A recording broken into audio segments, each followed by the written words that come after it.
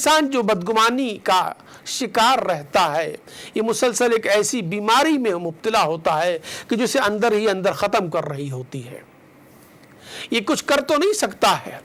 کیونکہ بدگمان انسان کے پاس کبھی کوئی پروف نہیں ہوتا ہے, کوئی ایسے ایویڈنس نہیں ہوتے کہ جس سے کسی کے بارے میں یہ جو رائے قائم کر رہا ہے تو وہ رائے وہ پیش کر سکے. بس اس کے اندر ایک گمان ہے اور وہ بھی بد, یعنی برائی کا گمان ہے, ناقص گمان ہے. اور ایسا انسان کسی دولت مند کو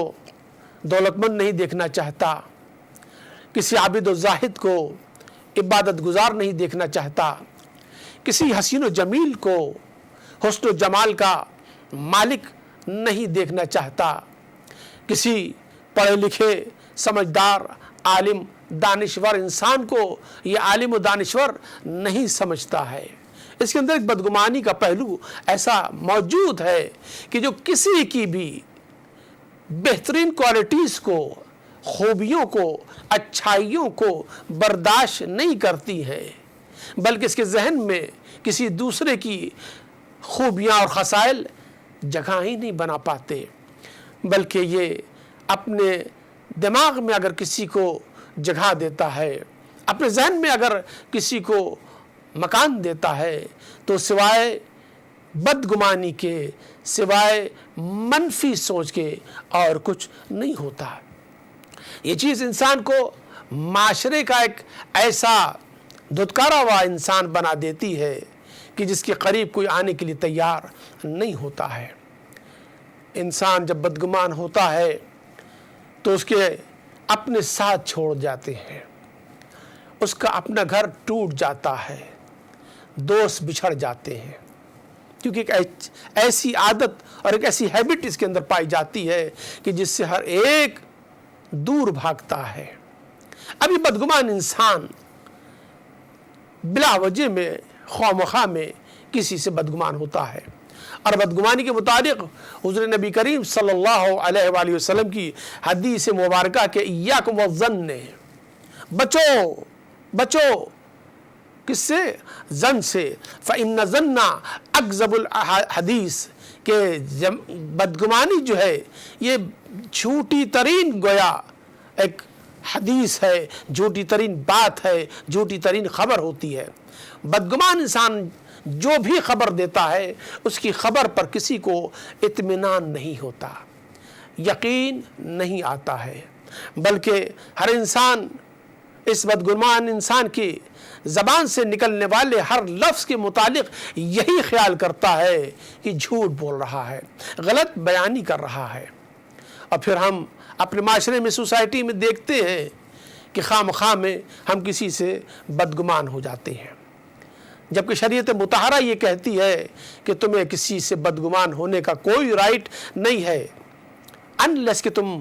اتنے ایویڈنس اپنے پاس رکھتے ہو کہ جو تم پیش کر سکو کہ اس بنا پر تم کسی کے متعلق یہ رائے قائم کر رہے ہو. علماء و فقہاء نے کچھ مثالیں بھی بیان فرمائی ہیں کہ اگر آپ دیکھ رہے کسی انسان کو کہ کسی شراب خانے سے نکل رہا ہے, یا آپ دیکھ رہے کسی انسان کو اس کے ہاتھ میں وائن کا گلاس ہے, آپ دیکھ رہے ہیں کسی انسان کو کسی جوئے خانے سے باہر نکل رہا ہے, آپ دیکھ رہے ہیں کسی انسان کو کسی اور برائی کی محفل سے نکلتے ہوئے, یا نہیں بلکہ جاتے ہوئے برائی کی محفل میں شراب خانے میں داخل ہوتے ہوئے آپ دیکھیں, پھر بھی آپ اس کے متعلق یہ رائے قائم کرنے کا حق نہیں رکھتے کہ یہ شرابی ہے, اس لیے کہ یہاں پر ابھی بھی چانسز ہے جو آپ کی رائے آپ نے قائم کی ہے اس رائے کو وہ ڈینائی کر دے. وہ کیا, کس طریقے سے, کہ ممکن ہے اگر اس کے ہاتھ میں شراب کا گلاس ہے تو اس نے کسی سے یہ گلاس حاصل کیا ہو,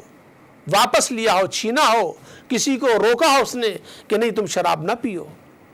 یا اگر جا رہا ہے شراب خانے کے اندر تو ممکن ہے کہ کسی کو تلاش کرنے جا رہا ہو, کسی نے اس کو بلایا ہو. اور یہاں ویسٹ میں جہاں ہم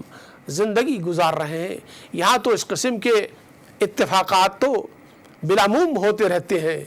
मसलन हमारी अक्सर कम्युनिटी के अफराद के जो कैपिंग करते हैं, टैक्सी चलाते हैं, अब उनको किसी ने कॉल करके बुला लिया, अभी मजबूर हैं कि जाके उसको उठाएं, कस्टमर को, पैसेंजर को। तो अब ये इसको उठाने के लिए गए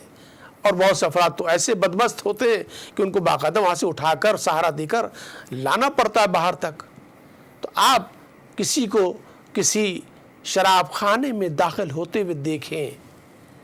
किसी और बुरी महफिल में जाते हुए देखें, तो आप ये राय नहीं कायम कर सकते कि ये भी उसका हिस्सा है, पार्ट ऑफ दिस पार्टी है। लिहाजा आपको यहाँ पर बदगुमान होने की इजाज़त नहीं दी जा सकती है।